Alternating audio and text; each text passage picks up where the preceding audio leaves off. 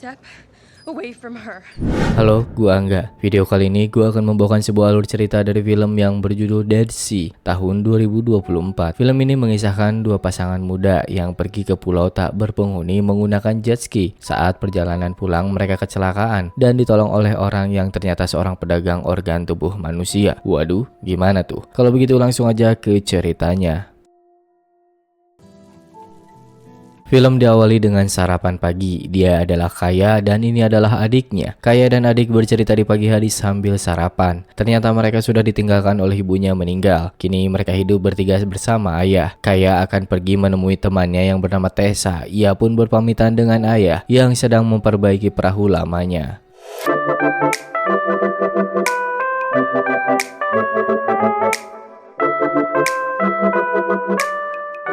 Sampailah di tujuan, Kaya pun bertemu dengan Tessa. Seperti kalanya seumuran mereka, perbincangan mereka soal laki-laki. Tessa ingin memperkenalkan kepada Kaya seorang laki-laki. Mereka pun pergi ke sebuah toko. Di sini Tessa bertemu dengan pacarnya bernama Julian. Dan ini adalah Sander, teman Julian, yang akan dicomblangin sama si Kaya. Julian, Sander, dan Tessa berencana pergi ke pulau bernama Bahama menggunakan jet ski. Namun Kaya agak kurang yakin karena ia tidak bisa lama-lama, harus menjaga adiknya. Sander menegaskan kita akan pulang sebelum maghrib. Tessa pun merayu Kaya untuk ikut karena alasan persahabatan. Kaya pun setuju. Lalu Kaya video call dengan adiknya. Ia memberi kabar akan pulang agak telat. Namanya anak kecil, ia nggak fokus dan iya aja. Mereka bersiap-siap untuk pergi menaiki jet ski. Di sini Kaya masih agak ragu karena belum pernah pergi ke Pulau Bahama. Bukannya menenangkan dan bicara yang baik-baik, Sander malah sumpah serapah. Ia mengatakan kalau di pulau sana ada babi hutan dan juga ada yang bilang kalau bajak laut tinggal di sana. Remember kids, Xander and I are professionals, so please, do not try this at home. Ladies and gentlemen, Atlantis awaits. This got real awkward.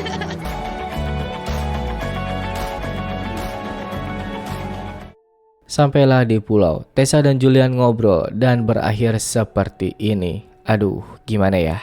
Nggak usah dikasih tahu kali ya. Di tempat terpisah, Kaya dan Sander ngobrol bertukar cerita. Mereka berdua sedang PDKT. Kaya menjelaskan kehidupannya pasca ditinggalkan ibunya. Ia menjadi kakak sekaligus sosok ibu bagi adik laki-lakinya. Sander mendengar cerita Kaya, ia seperti menaruh hati pada Kaya. Tidak, kali ini mereka tidak berakhir seperti Julian dan Tessa, aman.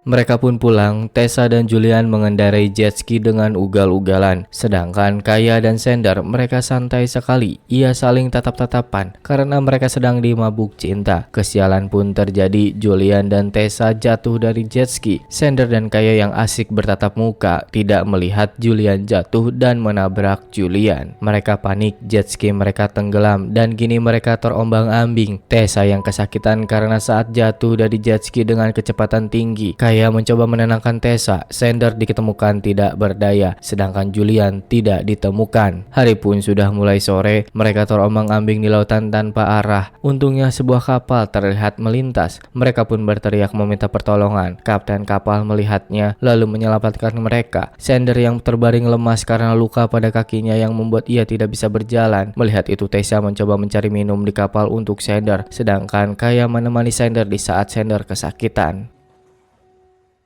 Kaya memanggil Tessa tapi tidak ada jawaban. Ia pun mencarinya meninggalkan Sander sendirian. Di dalam kapal Kaya tidak menemukan Tessa. Kaya bertemu dengan kapten menanyakan kemana Tessa. Jawaban kapten hanya suruh mencarinya sendiri. Kita mengetahui nama kapten tersebut bernama Ray. Ray di sini berbicara kalau mereka beruntung ditemukan olehnya karena tempat ini harusnya sangatlah brutal. Tanpa hujan, tanpa petir, tiba-tiba Ray menyekap Kaya sampai ia pingsan. Kaya terbangun sudah berada di sebuah ruangan. Tessa pun ternyata berada di sini. Kaya membangunkan Tessa, lalu Kaya mencoba membuka pintu, tapi tidak bisa karena dikunci dari luar. Kaya tetap mencari jalan keluar namun tidak ada jalan keluar lagi. Tessa melihat goresan bertuliskan help, lalu Tessa pun menangis karena sadar keadaan mereka saat ini sedang dalam bahaya.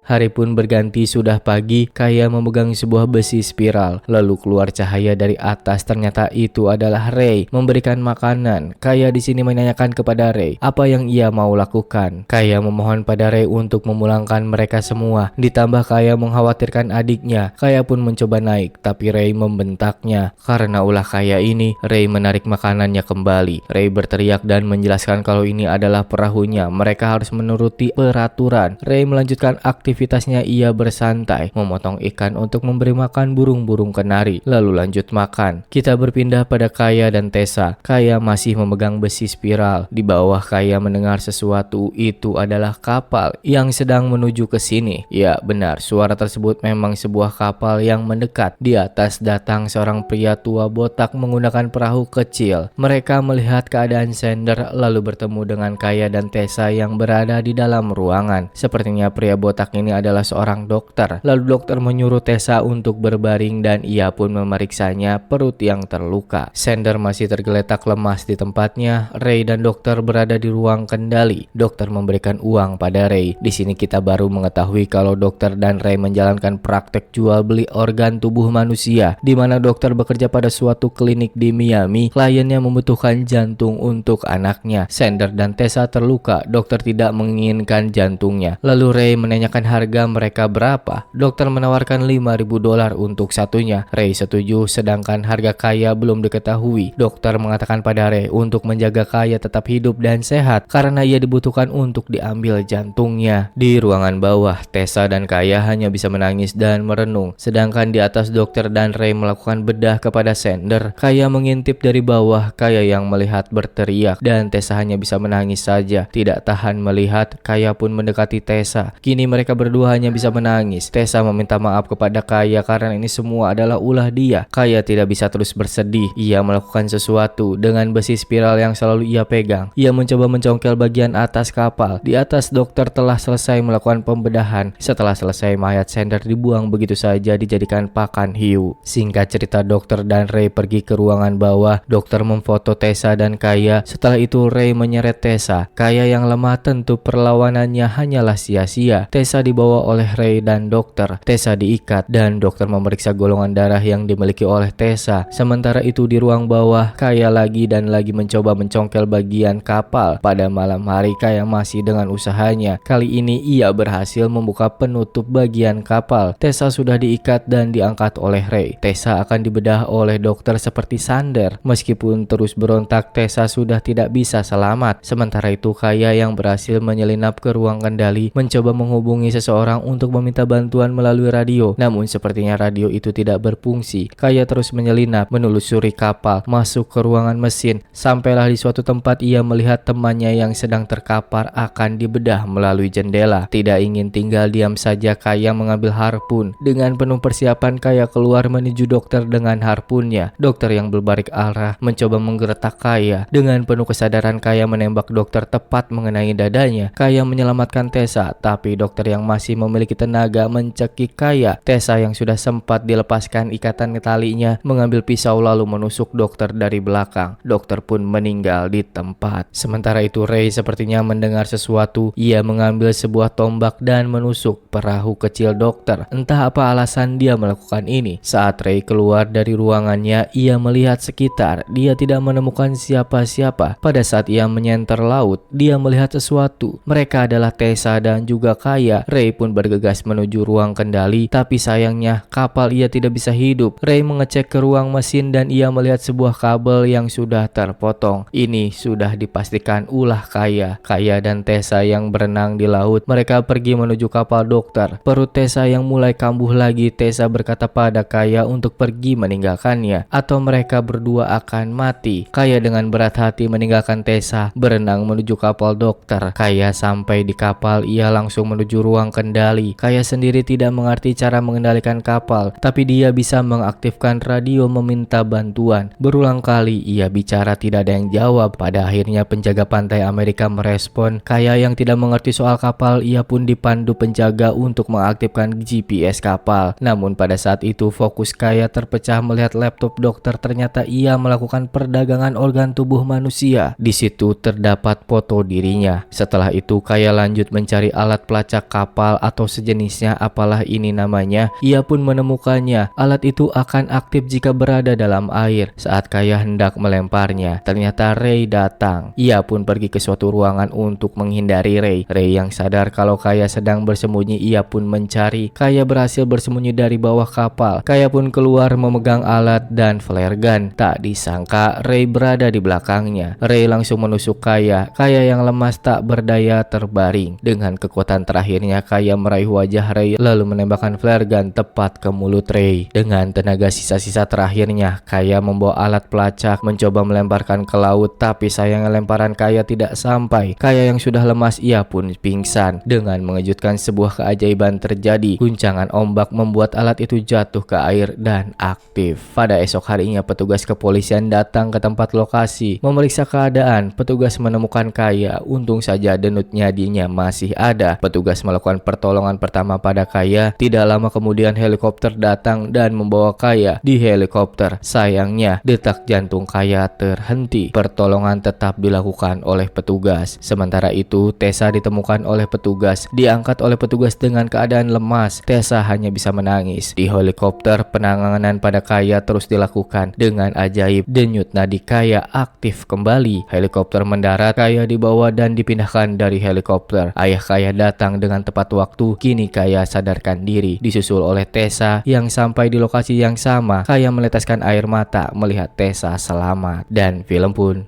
tamat. Oke penonton, bagaimana dengan film kali ini? Tulis di komentar tanggapan kalian. Dan untuk kalian yang belum subscribe, silahkan subscribe dan like video ini. Gua Angga, terima kasih.